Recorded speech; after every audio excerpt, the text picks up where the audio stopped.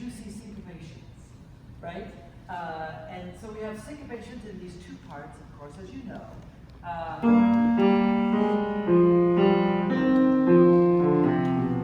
Right, that thing. And two things about that. It's nice if we can understand, out in the audience, if we can understand those as two separate voices. Of course, they're overlapped, right? And you did that correctly. There's no problem. But it might be good to have a different dynamic for each of them as well. So they have a little bit, otherwise it sort of sounds like one thing. It's almost like one line. Even with the overlap, which you did pretty well. Now, going further with that, having two different dynamics, which one would we make more and which one would we make less? I would suggest that to make it the harmony and the rhythm the juiciest, right, the most interesting, I would go for the syncopations, meaning give them a little bit more weight, slightly. A little lighter on the soprano. In this case, the alto would be more, the soprano a little bit less. Also, that will have a great effect if I here's the syncopation. There's that. Right? That. Those seconds. If you play the top part as the dominant one, meaning louder, then we'll go. Right? And so they kind of overpower the tie or the syncopation, the suspension. But if you do it the other way,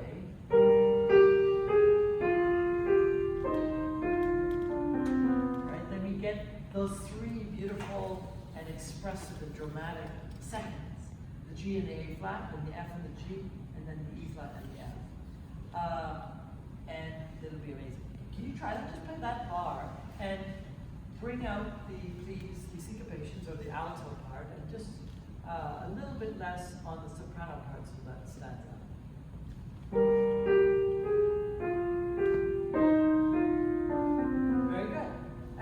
We heard that very clearly. And so I would look for things like that. In Bach, to me, I'm always bugging my students about the ties, right? To make sure that they hold the ties, that they're aware of the ties. You know, this note being tied over to the same pitch over here, but usually across a bar, or perhaps across a bar. And this note here exists fine in G minor, but then against the A flat, there's a conflict, and then it resolves, and then we have this, and that resolves, and then this goes to there, and goes back to C minor. I say that because you could go through and just check all your ties, but I'm not saying you didn't do your ties correctly. You did. But are you maximizing the juiciness of all your ties or all your suspensions, right? Like we just talked about here, if you bring out the syncopations and then tone down the top, will maximize the effectiveness of those seconds and their resolution. The dissonance, we want more dissonance and then its resolution. So I would go through both of these pieces, meaning the prelude and the fugue, and check. Just every single tie that you encounter, check, am I maximizing the dissonant potential for that and the resolution of them? Does that make sense?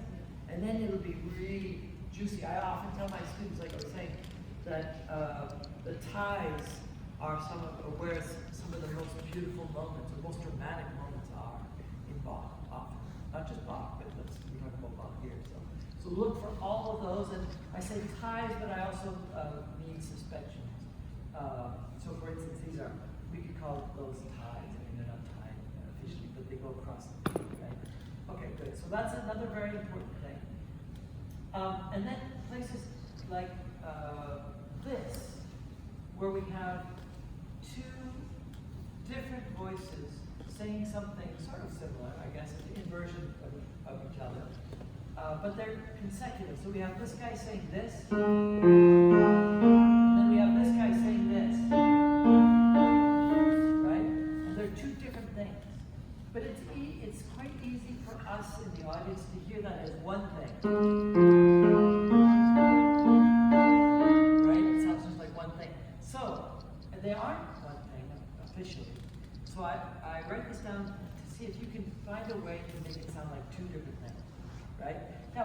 most obvious way to do that. Yeah, exactly. That's right. There's other ways. You could do more dynamic. You know, you could go right, loud and soft, or the opposite. Right. You can also do things with time. Right. So I kind of had a break in there too.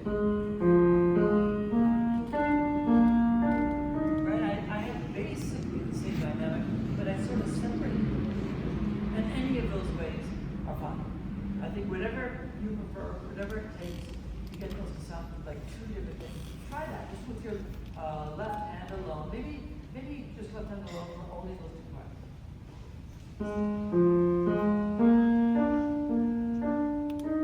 Not bad. Can it be? I think that's pretty good. But can it be clearer than that even?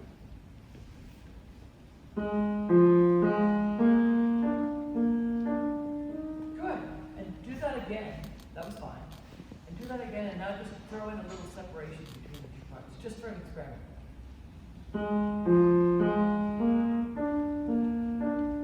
Good, now do the opposite dynamically, I mean.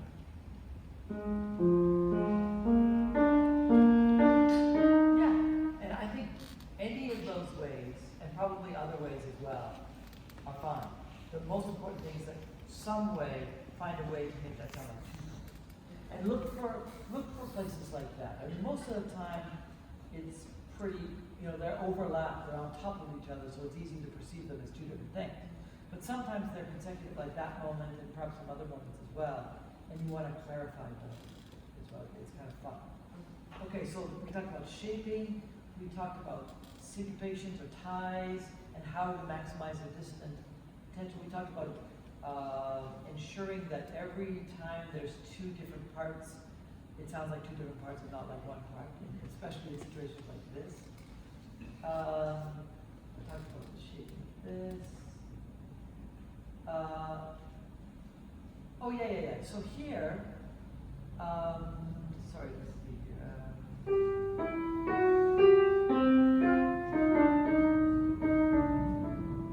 so can I let me hear from here?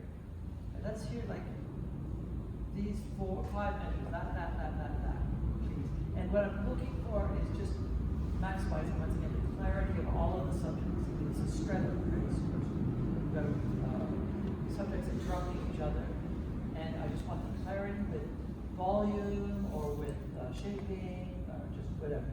Okay? Try.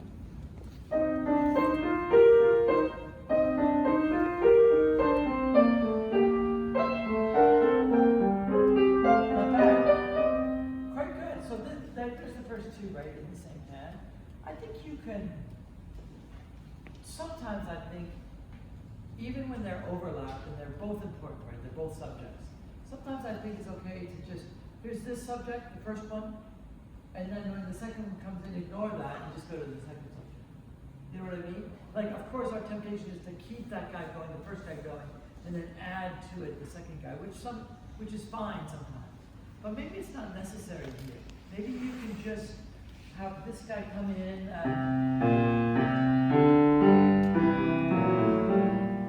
You know what I mean? Like I just switch my attention. Here, there's the first line, and then I'm over here.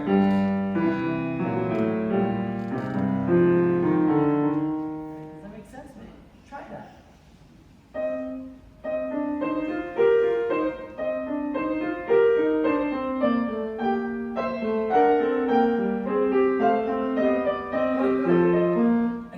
Great, and then we have a third guy here, right?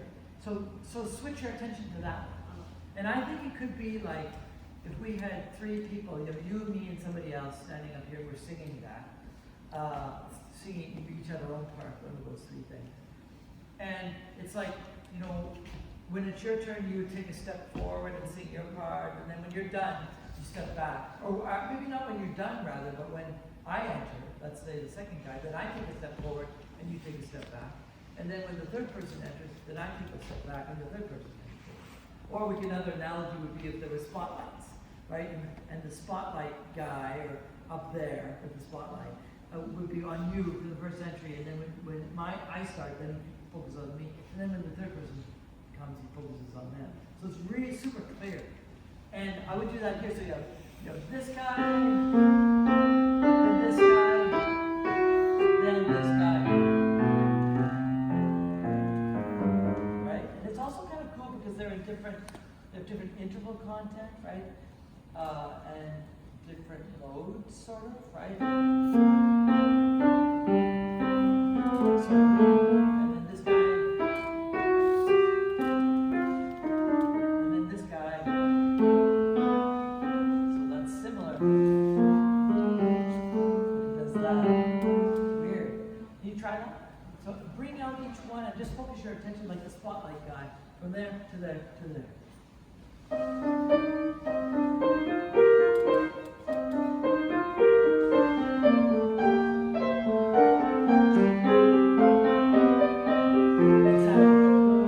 Exactly. That was very, very clear. And so I think we want that. We want to know that drama is happening. Those three people in conversation, those three tunes in conversation. Now, right now, I just need to bring them all out to the same level, basically. This guy was MF, and then the next guy was MF, and the third guy was MF, and they dropped out. And that's possible, for sure.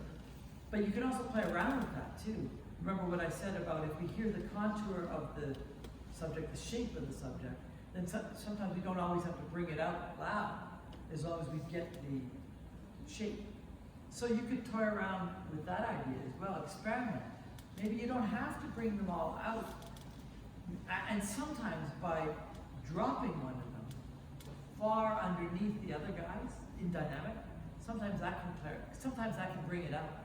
Because it's further away from their dynamic, even if it's softer, believe it or not. Especially if you give a good contour of the shape. So experiment with that. There's many, many different ways that we can juggle the subjects and clarify all that stuff. And you're already doing a great, great job. And I think because this is such a cool fugue with these augmentations and stretching and stuff like that, I think, and not let alone the syncopations that happen a lot. There's a lot of syncopations, right? So I think go even further with that. Last thing I'll say about this fugue is right here, that line. Because it's so chromatic and so kind of weird, I think it's important. And so I would milk that, right? Really use that to take us, right? Shouldn't it be that? Maybe, or maybe this, or something. But instead it goes,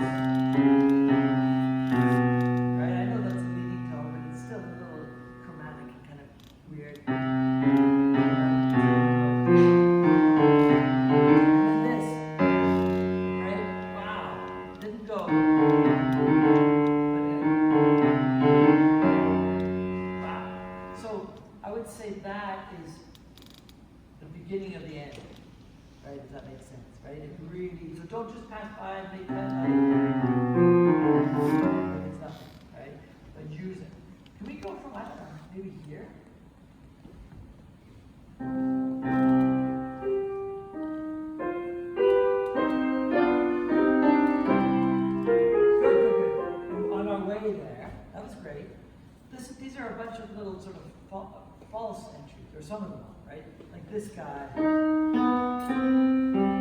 has the right motive, or similar motive, but it stops.